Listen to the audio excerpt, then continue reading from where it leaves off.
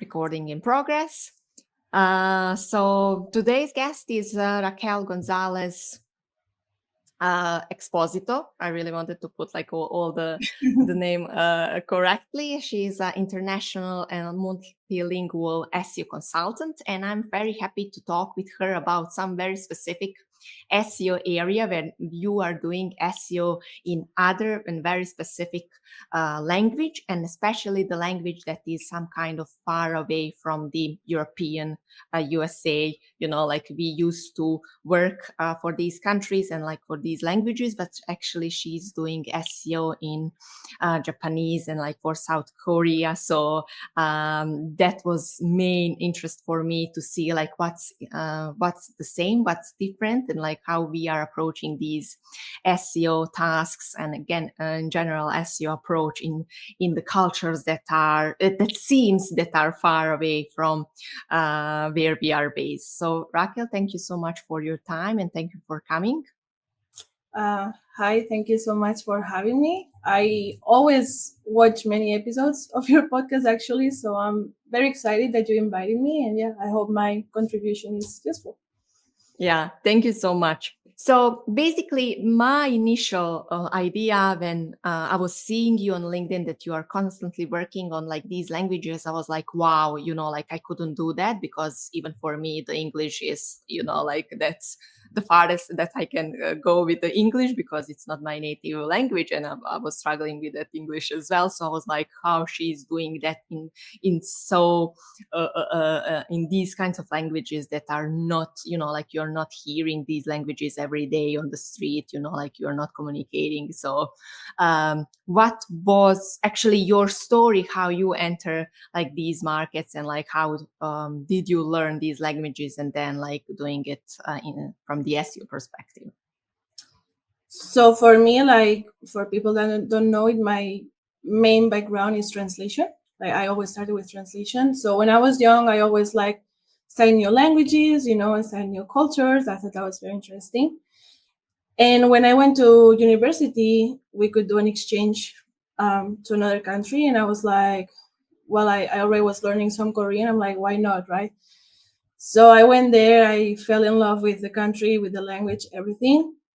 And I started my career in Korean Spanish translation. And while I was there, I was also as a part-time working for a digital marketing company. And that's how I started seeing like what SEO was, because I didn't know what SEO was before. And then it just slowly happened. I was thinking, okay, now I'm also like learning what SEO is. I'm shifting my career towards SEO, but I also have this cultural like background on me, and I was looking for ways to use both of them, like in my business. And that's how I said, okay, maybe international SEO is the way to go. And by the time I had been living in Korea for more than 6 years, so I was very much into, the culture, their mindset, the difference in search engines, there's neighbor. And I can say I know pretty well the language, even if it's not perfect. So yeah, that's how I said, okay, let me focus on that area, because I don't see many companies in Spain or in Europe that focus on Asian languages or Korea. So I was like, let me be the one, right, to bring it. So that's basically how it started. Okay, nice. So let's start from the key tasks that are different when we are doing the SEO in these kinds of languages, especially when the algorithm is not the same. So can you mention some key tasks that you are doing differently than when you are doing it like in Spanish, in your native language? So like the core tasks of SEO are going to be the same. You still have to do on-page optimization, backlinks, keyword research, but also like maybe one of the main difference is that you also have to analyze research like other search engines that they might use, or other like social media platforms that they might use. In this case, like for South Korea, they have their own search engine. So even though they use Google, depending on what kind of business you have, you might want to, incorporate both. So you're not only optimizing for one search engine, now you have to be thinking two different things. And also, like, yeah, like social media, like they have a very different approach to things. Just to give you an example, you might use Neighbor to book like an appointment for something, but then they will receive the booking information or like more information about next steps or questions they might have on Kakao Talk, which is like kind of a WhatsApp. So you Okay. have to think, like the customer's journey too. It's very different. Also, what else? Also, localization. If you are just doing SEO in one language, maybe you need a copywriter, to make the text of the website more sales-wise. But in this case, you need a localization specialist that is going to also take the nuances, the cultural nuances you need, and shift it for that audience. What else? Also, market validation. Like, I feel like you have to do more market research before going to a market, because let's say, for example, I'm a company from Spain. I might already know what procedures I need, what legal, actions I need to bring my product into this country. But maybe I move, let's say, to the US, and it's something completely different, right? Or maybe my product, it's very used in Spain, but if I bring it to the US, nobody's going to use it. So even that part is related to SEO. You need to see if there's a need for your product, and if you're able, you have the resources to bring it there. Yeah. And I'm glad that you mentioned the localization and like how you detect the right decision. Like, would you go with a direct translation or localization? I always say I always follow a rule. If the text that we are dealing with has some cultural aspects that must be adapted, then you need localization. If it's not, then maybe you're okay with translation. And that can be, for example, like important pages like your homepage, your service pages, product pages. All those pages should be localized, because those are the pages that it's going to give you like conversions, right? So you need to make sure that the audience feels like they read that and they're like, okay, I can agree on what you say, or I feel, I don't say the word, like they feel part of it, that's right. But for the rest of pages, if it's not something important, but obviously you don't want to leave your website into languages, so you can just use normal translation, or even like if you don't have the budget, which most of the times is a problem, just use AI and use a native proofreader, to have a final check or something, and you're going to be good. And what kind of might and mistakes did you see that, like, for example, on examples that like you were doing on like other SEOs are doing when we are doing SEO in these languages? I would say not only on these languages, but I would say in general, if you're doing international SEO. But I still see a lot of people translating keywords. Okay. I used to be the first to say, okay, I know you cannot literally translate keywords. No, you have to localize them, or you have to find the equivalent, right, in that country, or how they search for things. But I've started to just start from scratch, because I feel like sometimes, I don't have an example in mind, but sometimes like that same product, the people in other countries search it differently in terms of, for example, Asian countries love seeing the value behind the product, love seeing the origin, like all these traditional things.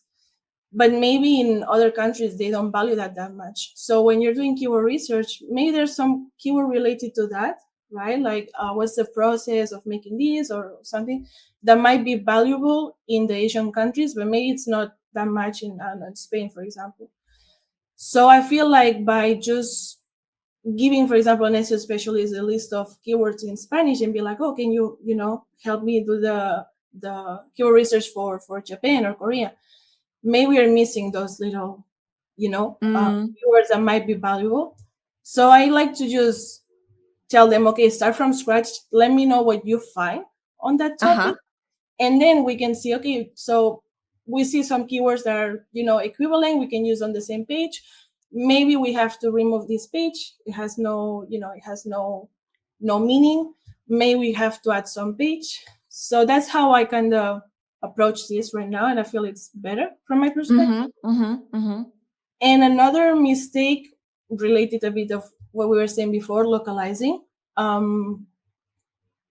The same, if you have to adapt some sections, maybe remove some text, maybe add some more, you should focus on transcreation, like adapting the text to the market. And I feel like still some people don't take it seriously. They just translate the text, they don't take those things into consideration.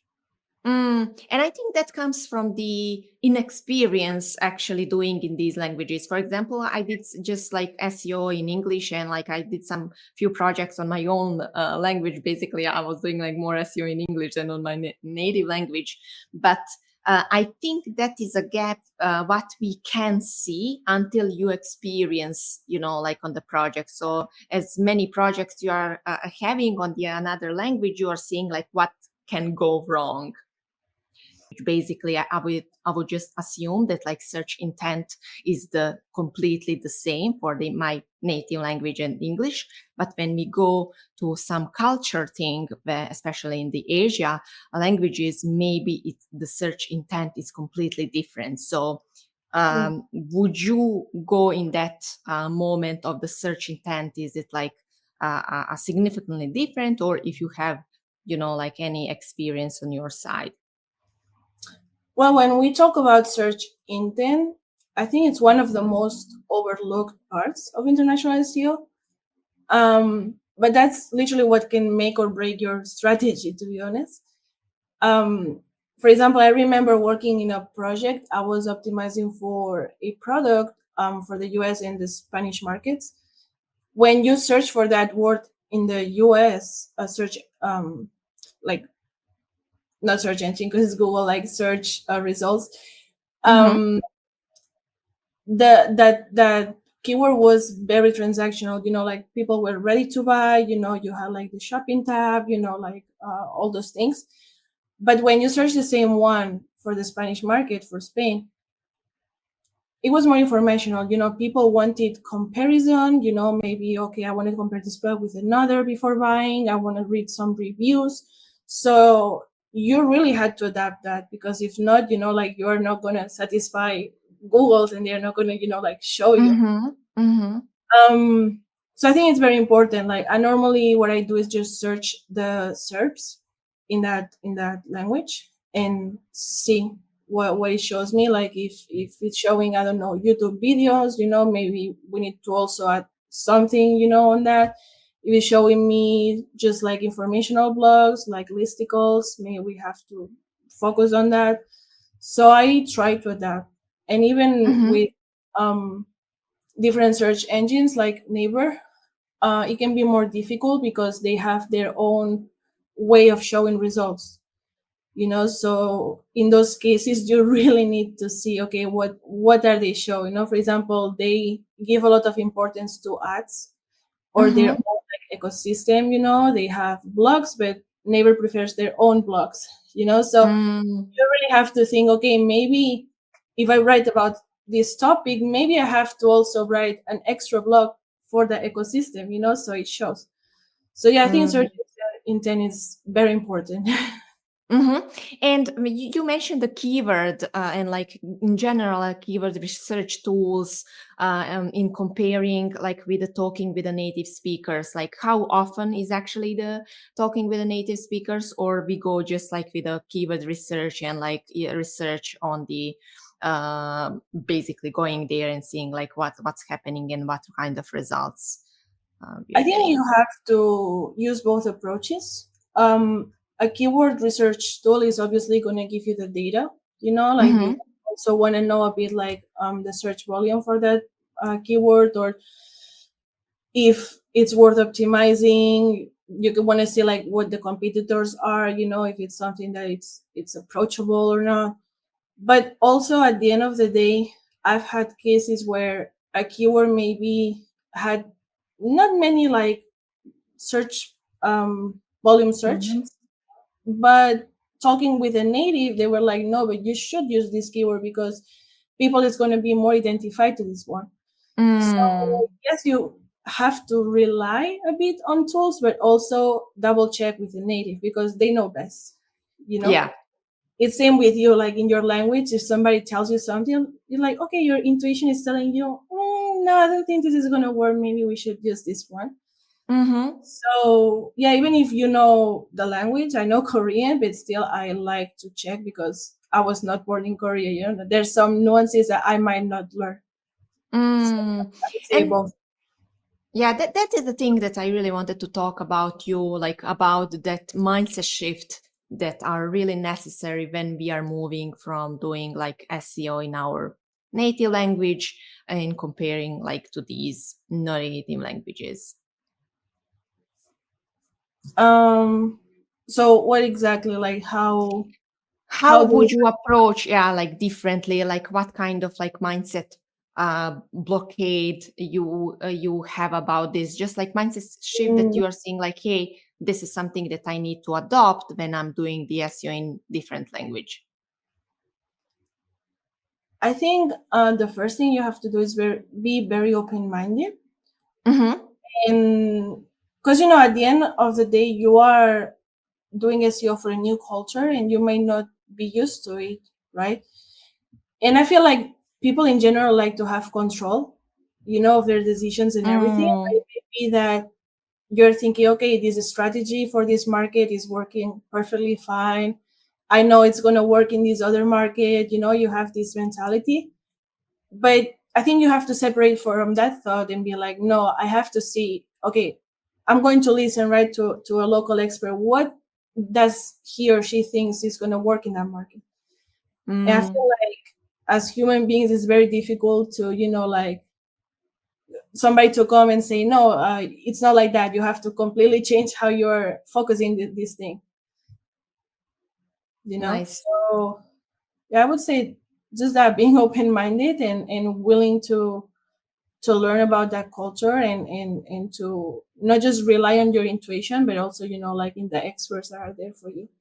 Uh-huh, uh-huh. And how would you deal with that fear? Maybe, like I will get it wrong, especially when you are not fluent in this target language. Mm, to be honest, I know my limits, you know? Mm-hmm. So for example, if I know, for example, with Japanese, I've worked with the Japanese market, but it's not like the main one that I know.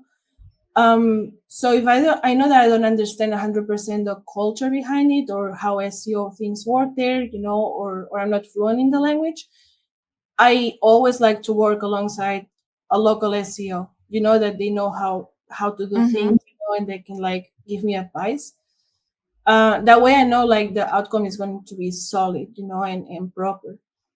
But for some tasks, you know, like um for example, like for content creation or content writing, I know I'm not a native. I always give that that task to somebody native. And for the things that I know I can do as from, you know, from somebody like knowing the languages but not being like a native, like keyword research, I always double check with somebody, you know, local. And that's my way of knowing that I will nail it 100%. Mm-hmm. Mm-hmm. You know, like always having like this support behind. And at the end of the day, I feel like not even like for different languages, but sometimes an SEO strategy may work or not how you expect it. So, you know, it's in those cases, it's just like being transparent to the client, being like, okay, we tried this approach, maybe we have to change it a bit. It's not working. Let's, you know, let's see this, and then keep doing. So I don't take it as a fear of getting wrong. It's just like a learning at the end. Mm-hmm, mm-hmm. And I also remember when I was starting, like doing SEO and also like my whole insecurities, like working in SEO, plus my insecurities about the language, like that is not my native. I think like all the insecurities like are all like on the top. And then even like you need to communicate with a client that like you don't know, you know, a lot of things. So I really see that like you are bringing additional layer, because you know, like we all know that like I'm not native English speaker, or I'm not native like Japanese speaker, and like we really need to check a lot of things and ask definitely much more questions than you used to if you are doing in your language. So I really see that like people are struggling with, because like every extra layer are bringing extra insecurity, and then like it's just like it's too much. So I really see that like these people who are doing these are really brave, and you know, like handling a lot of definitely on their plates than just like when you are doing the SEO in your native language. I feel like at the end, what's important is that the client hire you, you know, to help them with their brand. Mm-hmm. So you have to see what you can do or what you cannot, you know, and more when it comes to other languages that you may not be fluent, you know, or 100% confident in, but you have a team behind, and you have to trust them Mm-hmm. too, you know, and work together, and that's how you do it. Yeah, and that's actually a very key point. I'm always connecting that like with the confidence. How you balance like confidence in your SEO expertise with this uncertainty of the culture gaps that maybe we can't assume like in the advance. Mm, well, at the end, like I try to separate like the principles of SEO. They are the same in every culture, every language. So I know what I'm doing right. I'm an SEO specialist. I know indexation, EAT, all those things are going to be similar. So I'm confident in what I'm doing.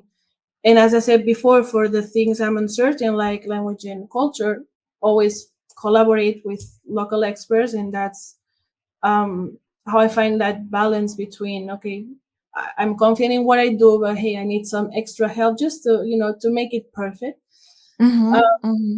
so yeah, it's all about trust. I trust in what I know, in my SEO fundamentals now that I have, and I trust the native experts I collaborate with. Nice, nice. And do you think that there is anything else that like it's important when you are doing SEO in like these languages, or do you think we covered it all? Mm, I think I have this conception that people think international SEO has to be very difficult, Mm-hmm. but I don't think it is. It's just, as you said before, this extra layer of cultural, like, because when you're doing SEO for just one language, one market, you don't have to be thinking about these external things. But when you want to do Mm-hmm. SEO and you want to connect, like, you want your brand to connect with other cultures, it's only like having them, taking them into consideration, and really adapting those shifts to that culture. You don't need to do something, like very difficult, or a very, Mm. very different strategy. It's just like having them in mind, thinking, like being in their skin, okay, if I was somebody from Japan, from Germany, how would they look for this my product? How would they, like, want to buy my product? And it's just like, yeah, just adapting it for this public, and Mm-hmm. and that's it. Like, I don't think international SEO is something very, very um difficult to nail. You just have to know how to approach it. Yeah. You know what I'm thinking now? You know, like for example, yeah, probably in the first place, I will, I wouldn't be like SEO consultant for Japanese or something like that. But I'm just thinking, can you do that if you don't have that experience from the living? You know, like can I imagine how people from Japanese are looking for some service or product if I'm not so close to that culture? Mm, I think, okay, from my experience, um, there's things that I only discover when living in Korea. So Because, Mm, for example, like the need of using neighbor there, or how, or how things are, what I told you before, like, oh, they use like cacao to for reservations, like some of those things you learn when you are there, right? And you talk to people, and you hear how they think about things. mm, Can you do that without living in the country? Maybe. But I feel like the more you are integrated in the culture, the easiest it's going to be. yeah, that's so true. That's so true. When I was living there before knowing anything about SEO, I was already using SEO without knowing, because I was already like Yeah. searching differently. I was like, okay, Koreans, when they search, and I use Korea a lot because that's my main market, but in any language, they tend to, for example, search for very short tail keywords. Like they don't say, for example, what's the best restaurant in this area. They just Ah, say okay. a word for best restaurant, like very short, best restaurant in the area. That's how they put it, right? Ah, So I okay, was nice. already shifting how I was looking for things over there, right? Because that's how I saw people doing it. So yeah, those things you'll learn them when you are there. But even if you don't live there, yeah, you maybe can see those shifts, or you can learn about it. I don't know how you think about that. Like, No, like I'm just curious, like, and I don't know a lot of like international SEOs actually, like I don't know their journey. So it was just like my questions like that came like, hey, can these people do that? Or like all these international SEOs are actually somehow related to the different languages. So yeah, yeah, it's so interesting. I think like most of my colleagues that do international SEO, they at some point they have lived in that country. At least that's what. Mm, yeah. But there's also very good international SEOs that I think they haven't. So at the end of the day, you learn about it, and if you have interest in learning about new cultures, I think that helps. Yeah, definitely. Okay, Raquel, thank you so much for your time, energy, and for the day. So thank you so much for the coming, and I hope that I will see you in the one of the next episodes. Yeah, thank you so much for inviting me, and yeah, I had a lot of fun. So yeah, I'll see you around.